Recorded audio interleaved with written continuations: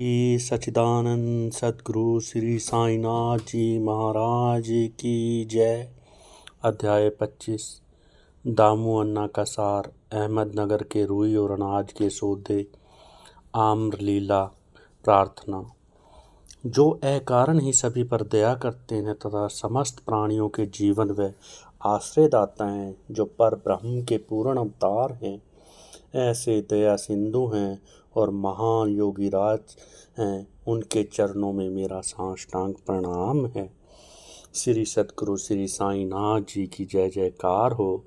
वे तो संत चूड़ामणि समस्त शुभ कार्यों के उद्गम स्थान और हमारे आत्माराम तथा भक्तों के आश्रयदाता हैं।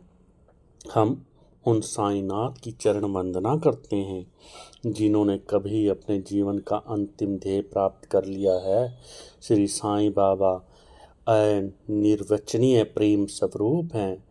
हमें तो केवल उनके चरण कमलों में दृढ़ भक्ति रखनी चाहिए।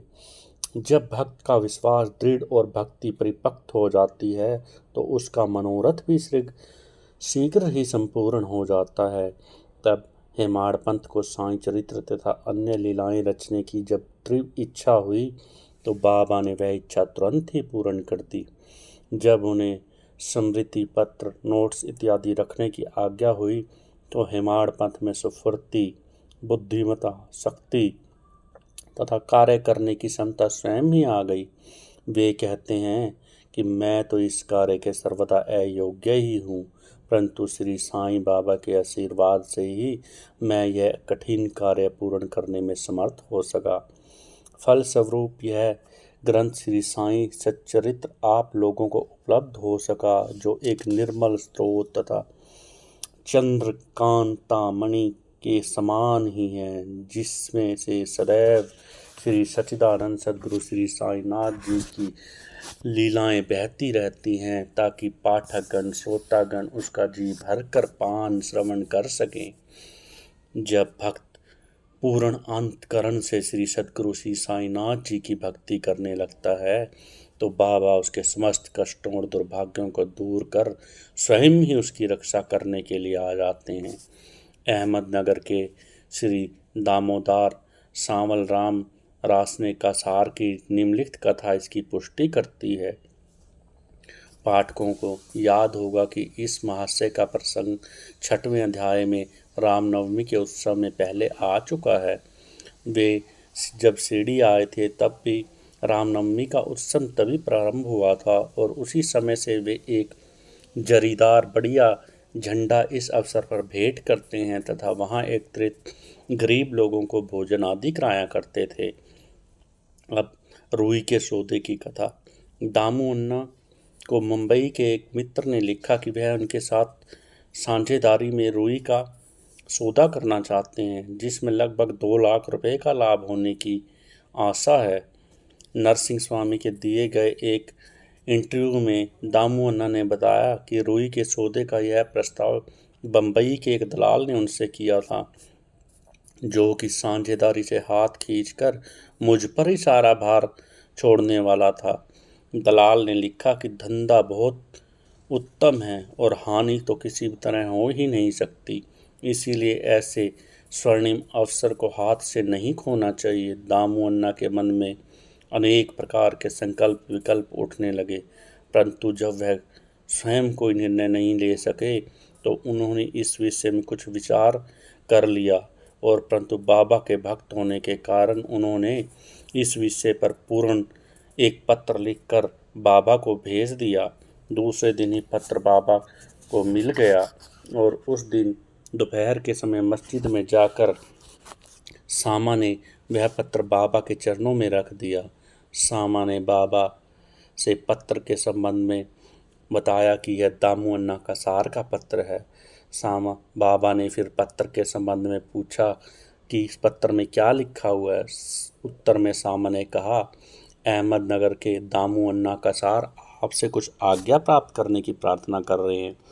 तो साईं ने कहा, वह इस पत्र में क्या लिख रहा है, उसने क्या योजना बनाई है? मुझे तो ऐसा लग रहा है कि वह आकाश को छूना चाहता है। उसे जो कुछ भी मेरी कृपा से प्राप्त है वह उसमें संतुष्ट नहीं है क्या? अच्छा पत्र पढ़कर सुनाओ। सामा ने कहा, अरे बाबा, जो कुछ अभी आपने कहा वही तो इस पत्र में लिखा हुआ है।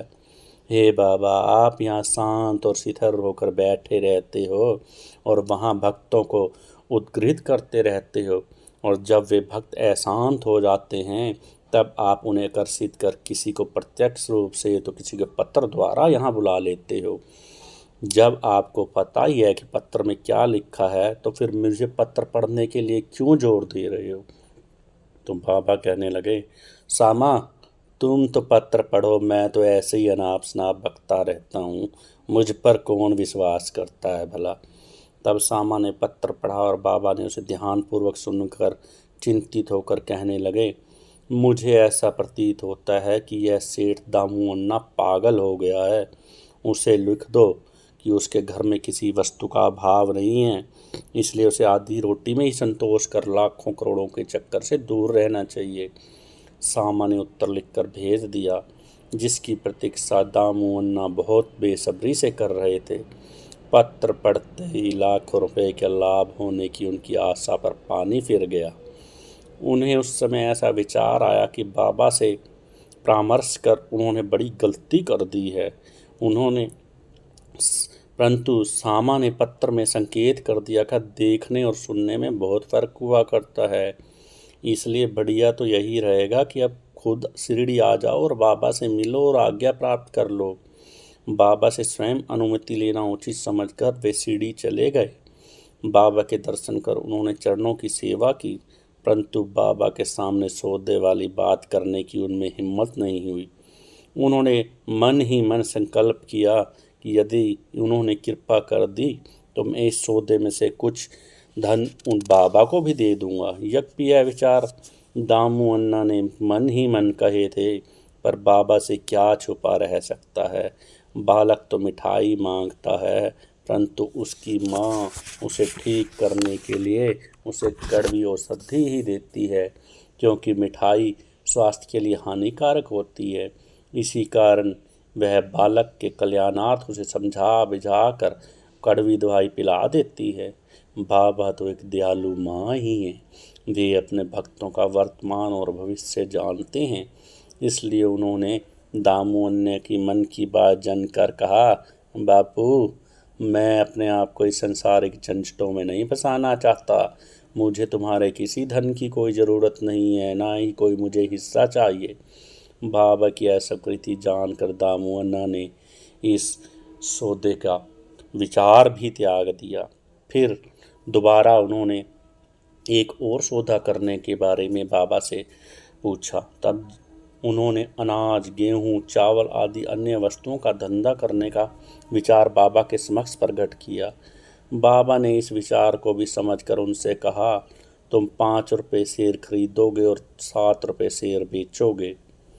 ऐसा नहीं होगा, इसलिए तुम्हें इसमें हानि होगी। तुम्हें यह धंधे का विचार भी त्याग देना चाहिए। कुछ समय तक तो अनाजों के भाव बहुत ही बढ़ते चले गए और ऐसा लगने लगा कि बाबा की भविष्यवाणी तो शायद गलत निकले। परंतु 1-2 मास के पश्चात ही सब स्थानों पर पर्याप्त वृष्टि हुई, जिसके फलस्वरूप भाव अचानक ही गिर गए और जिन लोगों ने अनाज संग्रह कर लिया था उन्हें बहुत हानि उठानी पड़ी। पर दामू अन्ना इस विपत्ति से बच गए। वह कहना यहाँ व्यर्थ होगा कि सोई का सौदा जो कि उस दलाल ने अन्य व्यापारियों से किया था उसे बहुत अधिक हानि हुई।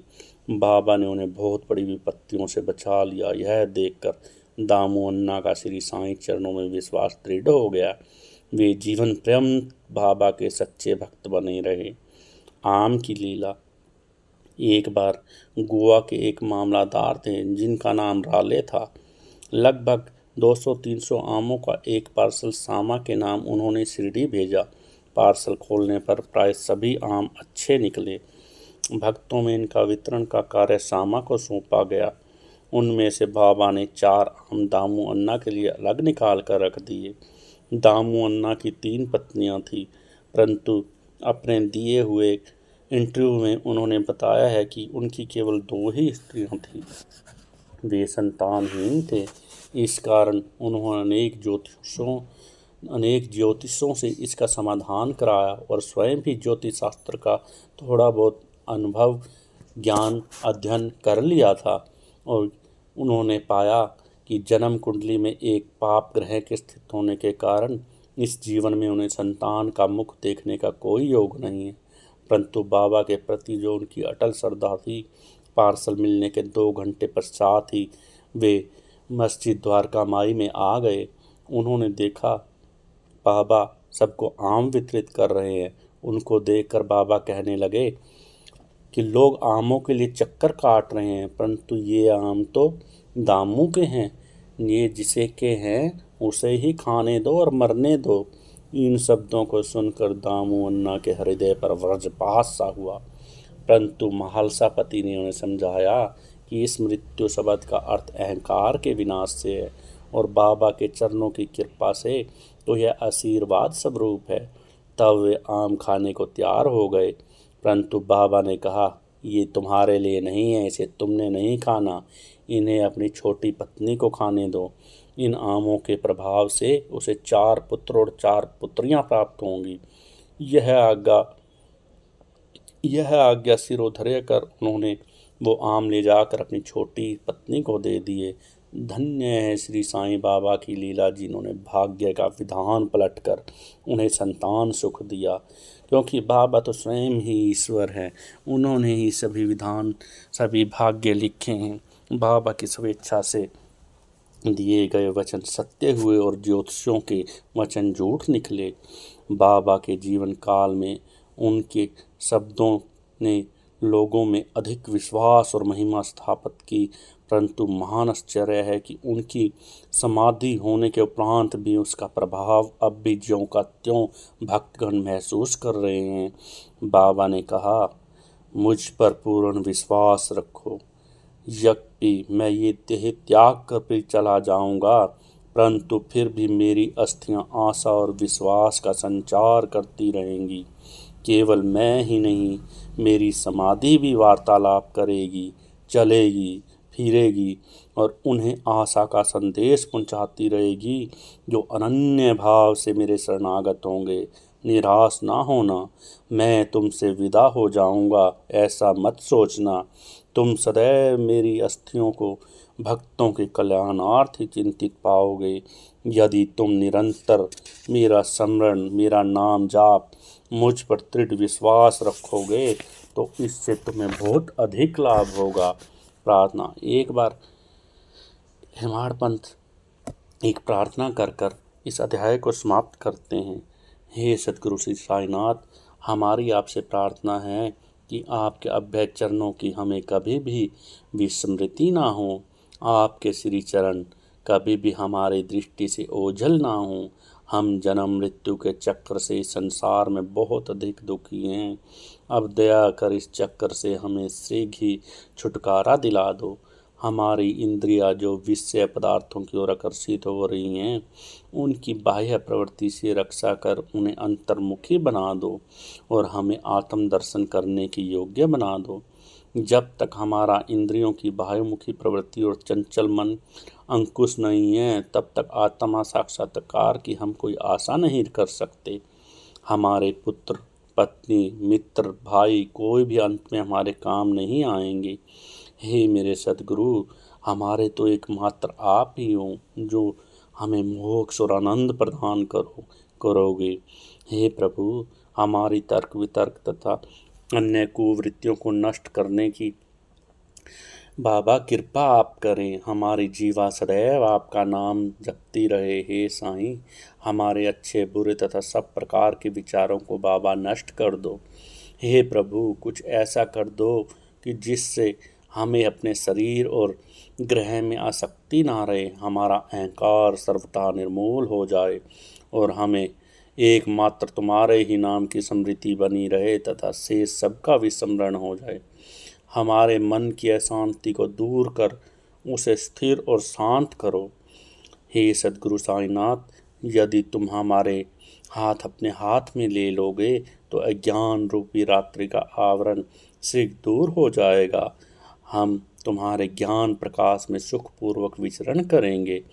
जो यह तुम्हारा लीला अमृत पान करने का सौभाग्य हमें प्राप्त हुआ है, जिसने हमें अखंड निद्रा से जागृत कर दिया है। यह तुम्हारी ही कृपा है और हमारे गत जन्मों के शुभ कर्मों का ही फल है। विशेष इस संबंध में दामू अन्ना के उपरोक्त कथन को उदित किया जाता है, जो ध्यान देने योग्य है। एक समय शाम जब वे अन्य लोगों के साथ बाबा के चरणों के समीप बैठे थे, तो दामू अन्ना कहने लगे कि मेरे मन में दो प्रश्न उठे। उन्होंने उनका उत्तर इस प्रकार दिया। पहला प्रश्न, जो समुदाय जो इतनी भीड़ श्री साईं बाबा के दर्शनार्थ के लिए शिरडी आती है, क्या उन सभी को लाभ पहुंचता है? क्या फ़ायदा उन पूरी की पूरी भीड़ को पहुंचता है? इसका उन्होंने उत्तर दिया, बोर लगे आम वृक्ष की ओर देखो। यदि सभी बोर फल बन जाएं तो आमों की गणना ही ना हो सकेगी। परंतु क्या ऐसा होता है? बहुत से बोर झर कर गिर जाते हैं। कुछ फले और आगे भी बढ़े तो आंधी के झकोरों से गिरकर नष्ट हो जाते हैं और उनमें से केवल कुछ ही शेष रह जाते हैं। दूसरा प्रश्न मेरे स्वयं के विषय में था। यदि बाबा ने निर्वाण ले लिया तो मैं बिल्कुल ही निराश्रित असहाय हो जाऊंगा, तब मेरा क्या होगा? इसका सद्गुरु श्री साईनाथ जी ने उत्तर दिया कि जब और जहाँ भी तुम मुझे याद करोगे, मैं तुम्हारा हमेशा ही साथ दूंगा। इन वचनों को उन्होंने पूर्व पहले भी समाधि लेने से पहले भी निभाया है और अब 1918 के पश्चात समाधि लेने के बाद आज भी निभा रहे हैं। वे अभी भी सब भक्तों के साथ रहकर भक्तों का पथ प्रदर्शन कर रहे हैं। यह एक घटना से मैं आपको बताता हूँ। उस समय मेरा भाई मुझसे पृथक हुआ, मेरी बहन की मृत्यु हो गई, मेरे घर में चोरी हुई और पुलिस जांच पड़ताल कर रही थी। इन्हीं सब घटनाओं ने मुझे पागल सा बना दिया था। मेरी बहन की मृत्यु होने के कारण मेरे दुख का पारावार ना रहा और जब मैं बाबा की शरण गया तो उन्होंने अपने मधुर उपदेशों से मुझे सांत्वना देकर अप्पा कुलकर्णी के घर पूरण पोली खिलाई और मेरे मस्तक पर चंदन लगाया। जब मेरे घर चोरी हुई और मेरे ही एक 30 वर्षीय मित्र ने मेरी स्त्री के गहनों का संदूक, जिसमें मंगलसूत्र, नथ इत्यादि आभूषण थे, वह सब चुरा लिए, तब मैंने बाबा के चित्र के समक्ष रुदन किया और उसके दूसरे ही दिन वह व्यक्ति स्वयं गहनों का संदूक मुझे लुटाकर मुझसे क्षमा मांगने लगा। श्री सद्गुरु श्री साईनाथम पूर्णम भक्तो अध्याय 25 समाप्त। जय सच्चिदानंद।